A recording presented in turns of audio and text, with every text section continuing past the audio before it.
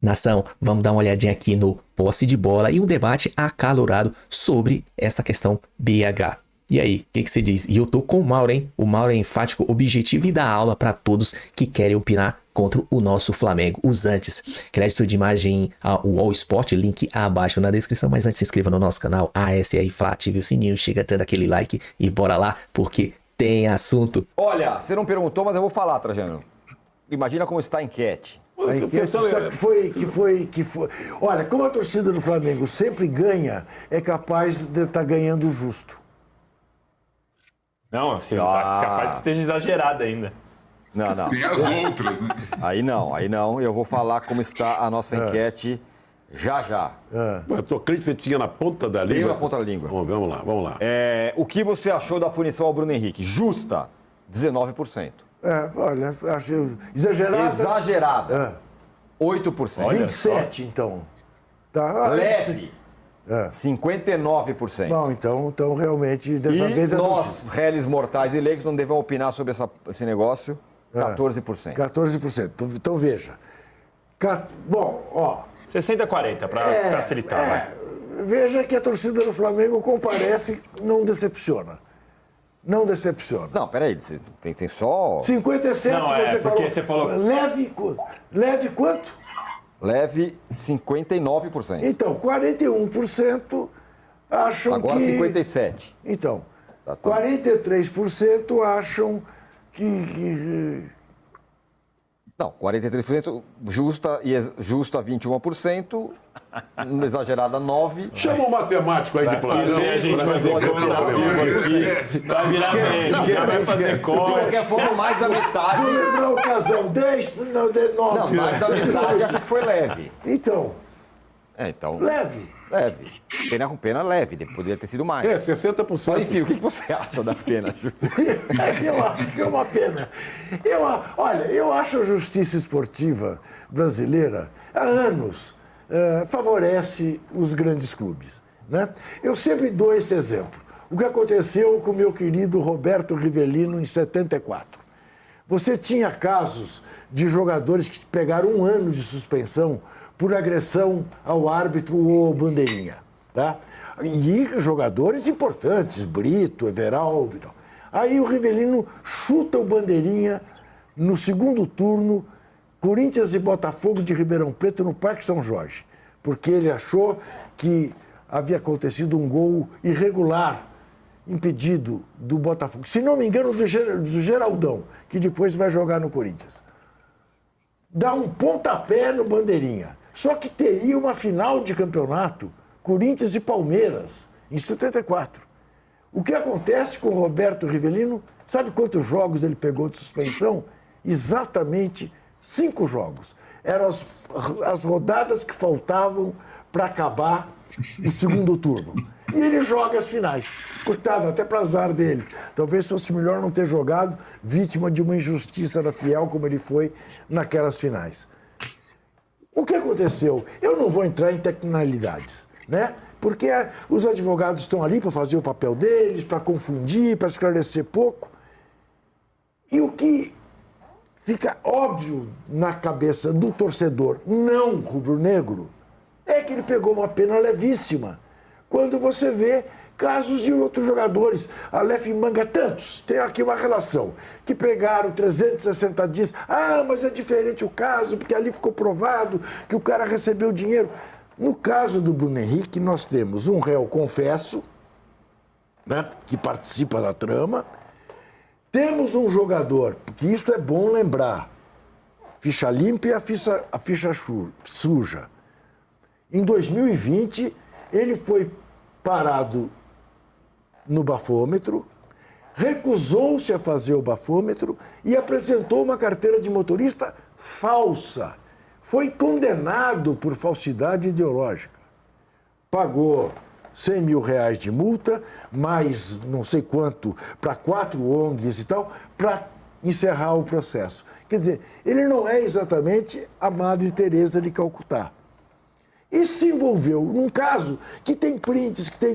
Agora, você, querendo olhar de uma maneira benevolente, não punitiva e tal, chega nos 12 jogos, que ele não cumprirá porque certamente o Flamengo vai entrar com efeito suspensivo, vai conseguir, como todos conseguem, como se conseguiu para o Dudu agora há pouco no Cruzeiro e tudo mais, vai empurrar isso com a barriga até o final da temporada, vai chegar janeiro, o STJD vai se reunir e vai transformar a pena em cestas básicas, em alguma coisa desse tipo, e vai virar marmelada. É assim que o torcedor está acostumado a ver acontecer quando envolve grandes clubes. Ponto. Muito bem. O Mauro, você também escreveu sobre esse tema no seu blog, inclusive li ontem ainda de noite, e tá aí, ó.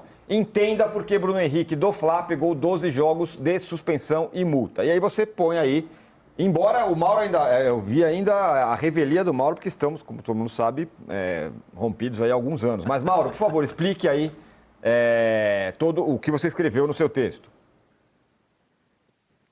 Bem, o texto não é uma opinião, tá? Eu procurei informações para tentar entender um pouco melhor esse caso, né?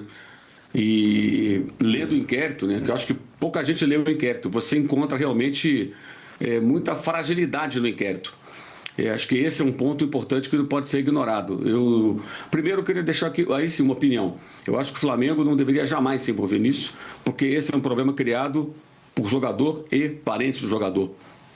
O Flamengo deveria ficar à margem, e se o jogador é suspenso, o Flamengo para de pagar o salário pelo período que ele fica afastado, porque ele não é obrigado a pagar o salário do jogador suspenso por uma questão como essa. Eu acho que deveria ser assim, mas não é. E vou além, o Juca falou que o time grande, não, quem tem dinheiro e contrata os melhores advogados tem sempre uma chance muito maior, né, de escapar de qualquer situação. Mas o inquérito, de fato, é muito frágil. Eu não vou ficar aqui citando item por item, porque seria muito cansativo. Quem tiver curiosidade e quiser se informar melhor, porque está bem didático, está bem claro, o texto está lá, um texto grande, mas o inquérito ele aponta vários sinais de que o Bruno Henrique teria passado a informação privilegiada para o irmão, mas não prova que ele passou a informação privilegiada para o irmão. E aí tem uns pontos que até ouvi uma pessoa que me alertou para vários pontos, uma pessoa especializada, digamos assim, que está acostumada a ler inquérito policial. Então, você vai encontrar palavras como provável, indica, teria, deixa ainda mais claro, mas não tem a prova cabal de que o Bruno Henrique deu a informação. Aí tem o telefonema que ele faz para o irmão depois que o assunto volta à tona e ele retoma o assunto. E aí o inquérito deduz que ele teria no telefonema passado a informação. Mas essa gravação não foi grampeada, não foi gravada. E a gente não sabe o que foi falado. Você pode imaginar qualquer coisa. A gente pode achar qualquer coisa, mas não tem a prova cabal. E foi aí que a defesa se apoiou e foi aí que eles conseguiram colocá-lo num artigo que tem como pena máxima 24 jogos. E aí, opinião minha, já que cabe 24, ele deveria pegar 24 jogos. E colocar a pena mínima dentro desse parágrafo desse artigo, que são 12 partidas. E ele pega 12 partidas. Mas não havia como, me parece, enquadrá-lo em algo que gerasse uma punição por um ano, para a vida toda, porque não há a prova cabal de que ele participou.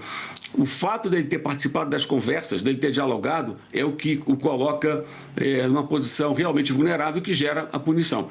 Agora, a gente não pode comparar de forma alguma casos como se fossem todos iguais, porque não são iguais.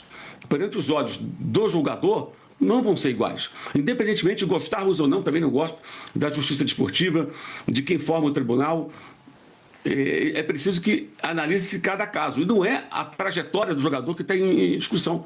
É esse caso específico. E claro que quem tem os melhores advogados tem chances maiores. Mas acho que muita gente tem conclusões tiradas sem sequer ter ideia do que está escrito no inquérito, que seria a peça que levaria o jogador a ter uma punição mais grave ou não. E eu acho até que tem muita semelhança com o caso do Paquetá, que muita gente achava muita coisa, mas eles não conseguiram associar o jogador a nenhuma transferência de dinheiro, transferência bancária, conversas que o comprometessem, nada. Então ficaram sinais de que poderia ter participado de algo e só. E no caso do Bruno Henrique, é claro, existem várias conversas, mas repito, gente, não tem a prova incontestável de que ele deu a informação privilegiada. Ao contrário, até tem pontos em que ele é perguntado e dá a informação errada. Exemplo, ele fala no dia 29 de agosto, tudo começa ali, com o irmão que pergunta quando ele vai tomar o cartão. Ele fala, contra o Santos. Gente, o jogo contra o Santos foi 64 dias depois, 8 jogos depois. Ah, mas ele está pendurado contra o Santos pela segunda série de cartões amarelos. Não havia como ele prever que esse cartão seria contra o Santos, quando ele estava pendurado pela primeira série de cartões amarelos, pelo tempo e porque ele nem saberia se jogaria até lá. Se ele quisesse dar ali informação privilegiada, ele falaria Botafogo, que era o jogo seguinte, 4 dias depois, e ele tomou o terceiro cartão contra o Botafogo. Então, o ponto é esse, isso não é uma opinião, tá? É informação. Tem nenhuma opinião do blog, é informação para quem quiser entender melhor o que levou a essa decisão. Acho que está bem explicado, está bem claro. Agora, a gente pode achar muitas coisas. Agora, a gente não pode condenar alguém sem ter a prova cabal de que algo se concretizou. Simples assim, é como eu vejo. Agora, acho que o Flamengo não deveria se envolver, acho um absurdo o clube se envolver.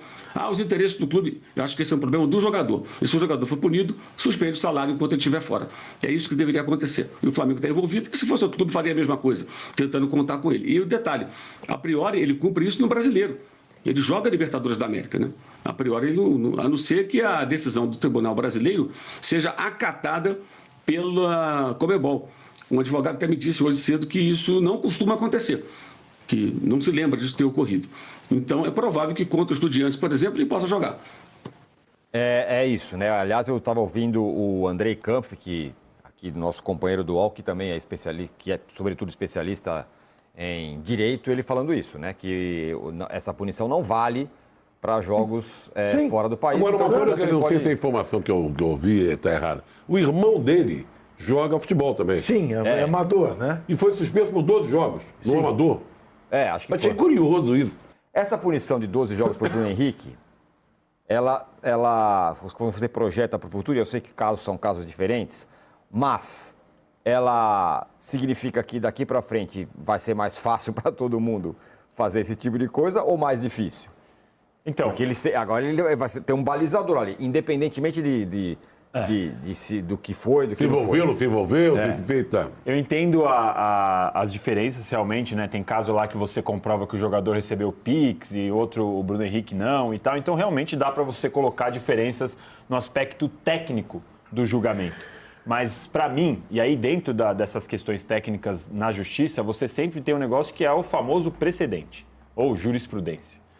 Quando você pune o Bruno Henrique com 12 jogos, sendo que, vamos lá, há uma mensagem falando, olha, eu acho que eu vou tomar o cartão contra o Santos.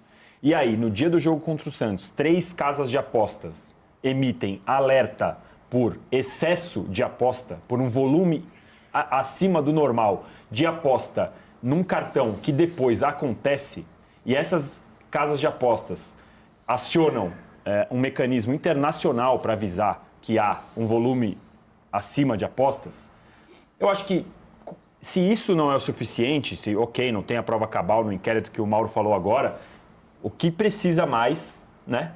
E aí você abre esse precedente perigosíssimo, porque o próximo jogador que falar para o pai, falar para o filho, falar para quem for, olha, eu vou tomar, e aí você tem de novo uma casa de aposta avisando que tem um volume alto de aposta. Então, eu sinceramente, eu fico, assim, muito na dúvida do que seria essa prova cabal para a gente poder ver que o Bruno Henrique é culpado de verdade, porque 12 jogos, se os caras entendem que ele entrou nesse artigo e dá só 12 jogos, para mim, é muito pouco e abre um precedente muito perigoso. Diga lá, Arnaldo. Eu fico pensando no Luiz Henrique, Arnaldo, antes de você. O Luiz Henrique deve estar arrependido de ter escafedido para o Zenit na Rússia, porque lá tudo vale tudo, né? Tá expulso do futebol pela FIFA mesmo, então não poderá ser punido. Repito. Oi, fala, Mauro. Não, assim, o Danilo perguntou, prova cabal. A prova cabal é a prova de que ele deu a informação. O inquérito, tem que ler o inquérito. O inquérito não tem essa informação, gente. O inquérito é frágil. É impressionante, são 84 páginas. O inquérito, não, ele sinaliza, mas ele não mostra. Então você não tem a prova de que ele deu a informação privilegiada. Essa é a prova que não existe. Eu não estou dizendo que ele não deu, estou dizendo que não foi provado. E quando não é provado, você não tem como sustentar a tese. Até um colega também falou mais ou menos o seguinte, o batom na cueca, mas não tem a cueca. Você sabe que tem o batom na cueca, mas cadê a cueca? Cadê o batom? Não tem. Mas diga, Arnaldo. Não, eu acho que é mais simples do que parece, né? A justiça desportiva brasileira não tem credibilidade. O Juca lembrou aí de casos, tem 1000 casos anteriores. Não tem hoje e não tem há algum tempo já. Então, vamos chegar nesse ponto das comparações, né? Por que a questão do Paquetá, que talvez não tivesse a prova cabal, resultou em absolvição? Porque a gente não discute? Porque a justiça inglesa tem credibilidade, né? Por mais que exista ainda discussão polêmica em relação à situação toda, mas no final das contas, e acho que também isso a gente precisa levar em consideração, estávamos quase todos condenados, e ele foi tirado de listas da seleção brasileira por conta dessa situação, estávamos todos condenando-o previamente, e ele foi absolvido no final das contas, e continuou jogando lá, né, nesse período todo. Então, eu acho que mas qual é a diferença? A gente tem confiança na justiça inglesa e não tem confiança na justiça esportiva brasileira. Não tem mesmo, né? E acho que o que o torcedor ou o fã de futebol se espanta é com a diferença de critérios. Essa justiça desportiva brasileira, no tribunal presidido por outra pessoa ou não, mas os juízes diferentes ou não, ela, no início dessa situação de envolvimento de jogadores com apostas, ela optou por sanções preventivas para serem exemplares e inibidoras, né? Essa foi a estratégia no início. E muitos jogadores foram suspensos preventivamente por longos períodos, sem que ainda tivesse o batom na cueca ou a prova cabal, correto? Então, e a gente tem que... E agora o critério foi diferente. Foi empurrado com a barriga, né, essa situação, e agora ficou uma pena simbólica aí no artigo X. Agora, nós temos que também levar em consideração que esse processo ele está em andamento na justiça comum, né? Que aí tem um outro tipo de... Não tem camisa, não tem influência, não tem peso, não tem... Aí é uma outra situação. Só tem, como disse o Mauro, acho que sabiamente, o poder do dinheiro para bons advogados. Isso tem na justiça comum também. Mas não tem o clubismo, né? Então o processo vai correr. E aí a gente vai ter mais... Aí, Danilo, talvez a gente tenha mais elementos sobre se a prova cabal é necessária ou não, tal. Mas a justiça esportiva brasileira não tem credibilidade alguma. E aí, também, só para completar, concordo com o Mauro que o clube se envolveu, sim, de uma forma umbilical, até o ponto de, quando sair a sentença, postar na conta oficial dele, estamos juntos, BH, como se fosse uma punição injusta a mensagem, né? E acho que o Flamengo não deveria se envolver tanto com essa situação, que ela foge um pouco embora tenha sido cartão amarelo, num jogo do time, contra o Santos em Brasília, como a gente está vendo na cena aí, eu acho que o clube também acaba misturando as coisas. Mais que isso, né, Arnaldo? Nas redes sociais e tudo mais. Mais que isso, né? Não é apenas se envolve. Diz que fazia parte de um planejamento... Né? Fazia parte do planejamento para evitar que ele não pudesse jogar com o Palmeiras, isso está implícito, né? E diz que qualquer observador atento teria apostado que ele tomaria o cartão contra o Santos exatamente por causa disso, porque não teria... Ficaria suspenso no jogo contra o Fortaleza, que era menos importante, e estaria zerado para jogar com o Palmeiras. Quer dizer, então realmente é dose. Não, eu acho que é muito importante a gente frisar a relevância do inquérito. O inquérito é a base de tudo, gente. Se a gente não considerar o inquérito, é como analisar um jogo sem vê-lo. O que está no inquérito é a base de tudo. Tudo que está no inquérito que vai servir de base para o julgamento. Esse é o ponto. Eu repito, eu não tenho nenhuma simpatia pela justiça desportiva. Ela interfere no campeonato na reta final, ela não tem critério. Tudo isso que vocês falam, eu concordo. Mas, assim, lendo o inquérito, você vê uma clara fragilidade que permite a defesa do jogador tomar, digamos, não digo as rédeas da situação, mas conseguir qualificá-lo, enquadrá-lo num artigo que vai dar no máximo 24 jogos, que deveria ser a pena, na minha opinião. Se o máximo é 24 jogos, R$100 mil, não 60, que é o máximo em grana, né, que poderia ser punido o jogador. Agora, o Rodrigo Matos trouxe já informação há algum tempo de que, desde aquela punição em massa preventiva daqueles vários jogadores, em casos, inclusive, que há provas cabais, confissão de que participou, etc., mudou o tribunal. Ou seja, os critérios e as pessoas são outras. E claro, quando mudam, não estou justificando, só estou dando uma informação, tá, gente? A informação que o Rodrigo trouxe que eu acho que é relevante nesse contexto. Agora, o inquérito, convido as pessoas a lerem. É realmente muito frágil nesse aspecto, porque ele não mostra. Ele fica tudo indica, parece que insinua. Isso aí, evidentemente, a defesa utilizou. E, claro, quem tem bons advogados, quem tem grana para isso. Agora, o Flamengo participar disso é lamentável. Como, por exemplo, aí na gestão anterior, foram os aplausos ao Gabriel Barbosa na volta ao dia a dia de treinamentos, depois de ficar suspenso por conta de um exame de doping que não realizou como deveria realizar.